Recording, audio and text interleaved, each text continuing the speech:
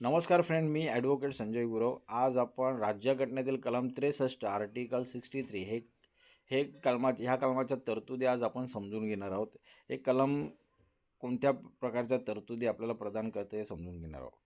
भारतीय राज्यघटनेतील भारतीय संविधानातील कलम 63 आर्टिकल 63 हे भारताच्या उपराष्ट्रपतींच्या पदाची तरतूद करणारे महत्त्वाचे कलम आहे. संविधानाचा भाग 5 संघराज्य मधील हे पहिले कलम आहे जे उपराष्ट्रपतींच्या अस्तित्वाबद्दल बोलते.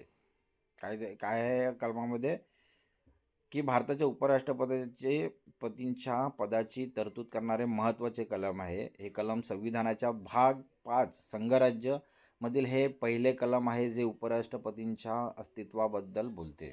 कलमाचे नाव कलम 63 भारताचे उपराष्ट्रपती.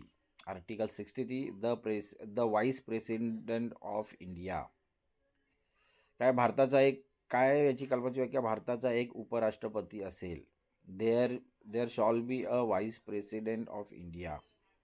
ओके, हे कलम सोप्या शब्दात समजून घेऊया. ज्याप्रमाणे संविधानाने देशासाठी एक राष्ट्रपती असावा असे म्हटले आहे, तसेच हे कलम स्पष्ट करते की देशात उपराष्ट्रपती हे पद असेल. हे पद अमेरिकेच्या उपराष्ट्रपती पदाच्या धर्तीवर निर्माण करण्यात आले आहे. उपराष्ट्रपती हे देशातील दुसऱ्या क्रमांकाचे सर्वोच्च पद आहे. काय आहे कलमाचे स्पष्टीकरण? काय आहे? ज्याप्रमाणे संविधानाने देशासाठी एक राष्ट्रपती असावा असे म्हटले आहे, तसेच हे कलम स्पष्ट करते की देशात उपराष्ट्रपती हे पद असेल. हे पद देखील असेल. हे पद अमेरिकेच्या उपराष्ट्रपती पदाच्या धर्तीवर निर्माण करण्यात आले आहे. उपराष्ट्रपती हे देशातील दुसऱ्या क्रमांकाचे सर्वोच्च पद आहे. अच्छा, बरं, हे कलम का बरं अस्तित्वात आलेलं आहे?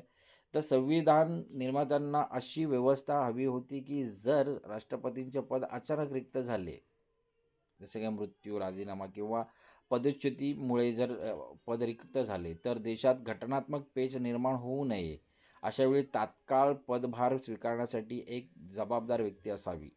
या अखंडतेच्या हेतूने हे पद निर्माण करण्यात आले. तसेच संसदेच्या वरिष्ठ सभागृहाचे राज्यसभा कामकाज चालवण्यासाठी एका तटस्थ सभापतीची गरज होती. म्हणून हे कलम संविधानामध्ये समाविष्ट केलेलं आहे. म्हणून या कलम हे अस्तित्वात आलेलं आहे. का आलेलं आहे अस्तित्वात? तर संविधान निर्मात्यांना अशी व्यवस्था हवी होती की जर राष्ट्रपतींचे पद अचानक रिक्त झाले काही कारणास्तव, जसे की मृत्यू, राजीनामा किंवा पदच्युतीमुळे रिक्त झाले, तर देशात घटनात्मक पेच निर्माण होऊ नये. अशा वेळी तात्काळ पदभार स्वीकारण्यासाठी एक जबाबदार व्यक्ती असावी. या अखंडतेच्या हेतूने हे पद निर्माण करण्यात आले. तसेच संसदेच्या वरिष्ठ सभागृहाचे, जसे की राज्यसभाचं कामकाज चालवण्यासाठी एका तटस्थ सभापतीची गरज होती. म्हणून हे कलम अस्तित्वात आलेलं आहे. या कलमाचं संविधानामध्ये समाविष्ट करण्यात आलेलं आहे कलम. आता कलमाचे महत्त्व आणि उद्दिष्ट समजून घेऊया. पदाची निरंतरता. राष्ट्रपतींच्या अनुपस्थितीत देशाचा कारभार विस्कळीत होऊ न देणे, हे एक उद्दिष्ट आहे. राज्यसभेचे अध्यक्षपद. उपराष्ट्रपती हे पदसिद्ध एक्स ऑफिसिओ राज्यसभेचे सभापती असतात, ज्यामुळे संसदेच्या कामकाजात सुसूत्रता राहते. हे एक हा कलमाचं उद्दिष्ट आहे. तसेच घटनात्मक स्थैर्य राहते.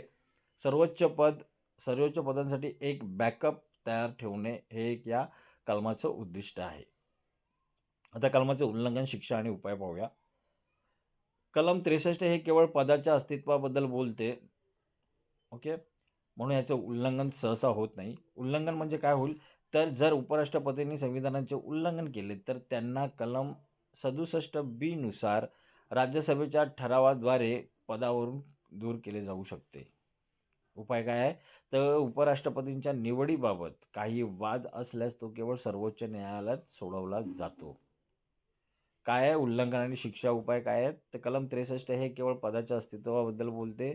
उल्लंघन कसं होऊ शकतं? तर जर उपराष्ट्रपतींनी संविधानाचे उल्लंघन केले तर त्यांना कलम 67B नुसार राज्यसभेच्या ठरावाद्वारे पदावरून दूर केले जाऊ शकते. उपाय काय आहेत? उपराष्ट्रपतींच्या निवडीबाबत काही वाद असल्यास तो केवळ सर्वोच्च न्यायालयात सोडवला जातो. तर ह्या कलमाचे उल्लंघन, शिक्षा आणि उपाय आहेत. ह्या कलमासंबंधित असलेले न्यायालयीन प्रकरण कोणते ते बघूया, खटले बघूया. राष्ट्रपती पदाच्या अस्तित्वाबाबत फारसे वाद झालेले नाहीत. मात्र उपराष्ट्रपतींची निवडी याबाबतच्या वादात सर्वोच्च न्यायालयाने वेळोवेळी स्पष्ट केले आहे की जोपर्यंत निवडणूक प्रक्रिया पूर्ण होत नाही, तोपर्यंत त्यात हस्तक्षेप करता येणार नाही. उदाहरणार्थ पी.ए. संगमा विरुद्ध प्रणव मुखर्जी खटल्यातील काही संदर्भ उपराष्ट्रपती पदासाठीही लागू होतात, असं या खटल्यात न्यायालयाने स्पष्ट केलं. ओके. काय म्हटलेलं आहे या खटल्यामध्ये? तर उपराष्ट्रीय पदाच्या अस्तित्वाबाबत असे फारसे काही वाद झालेले नाहीत. मात्र उपराष्ट्रपतींची निवडीबाबतच्या वादात सर्वोच्च न्यायालयाने वेळोवेळी स्पष्ट केले आहे की जोपर्यंत निवडणूक प्रक्रिया पूर्ण होत नाही, तोपर्यंत त्यात हस्तक्षेप करता येणार नाही. उदाहरणार्थ पी.ए.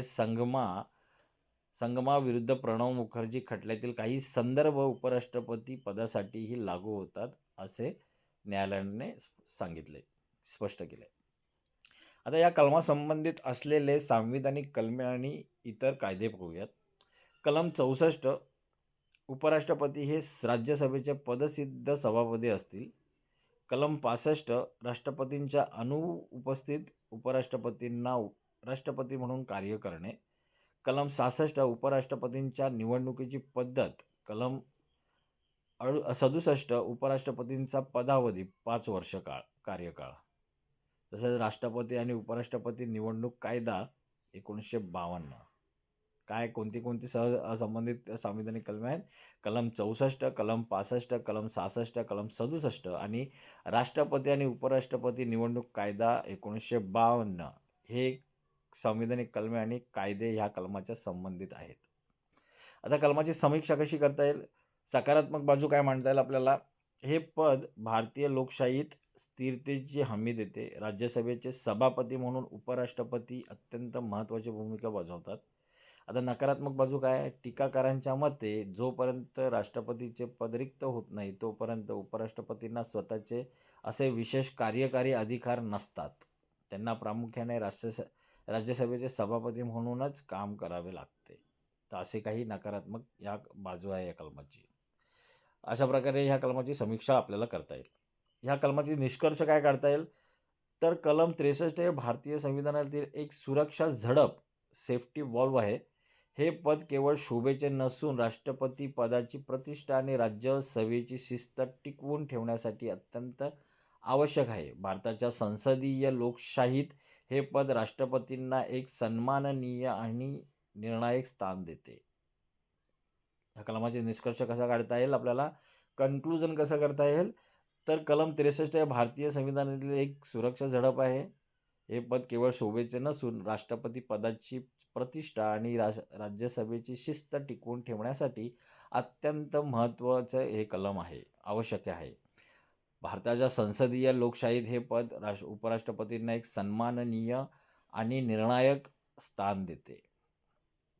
तर मित्रांनो, आज आपण भारतीय संविधानातील कलम 63 आर्टिकल 63 या कलमाच्या तरतुदी आपण चांगल्या प्रकारे समजून घेतलेल्या आहेत. हे कलम अधिक चांगल्या प्रकारे समजून घेण्यासाठी, या कलमाच्या तरतुदी अधिक चांगल्या प्रकारे समजून घेण्यासाठी हा व्हिडिओ तुम्ही वारंवार पहा, जेणेकरून ह्या कलमाच्या तरतुदी, हे कलम तुम्हाला चांगल्या प्रकारे समजेल. असेच कायदेविषयक ज्ञान मिळवण्यासाठी, कायदेविषयक माहिती मिळवण्यासाठी तुम्ही आमचं चॅनल सबस्क्राईब करा, लाईक करा, बेल आयकॉनचं बटन दाबा, जेणेकरून नवीन नवीन व्हिडिओज तुमच्यापर्यंत पोहोचतील. आणि हे व्हिडिओज तुमच्या प्रियजनांना, मित्रांना पाठवा, जेणेकरून त्यांचाही कायदेविषयक ज्ञान वाढेल, त्यांनाही कायदेविषयक माहिती मिळेल. तर मित्रांनो, आज आपण इथेच थांबूया. धन्यवाद.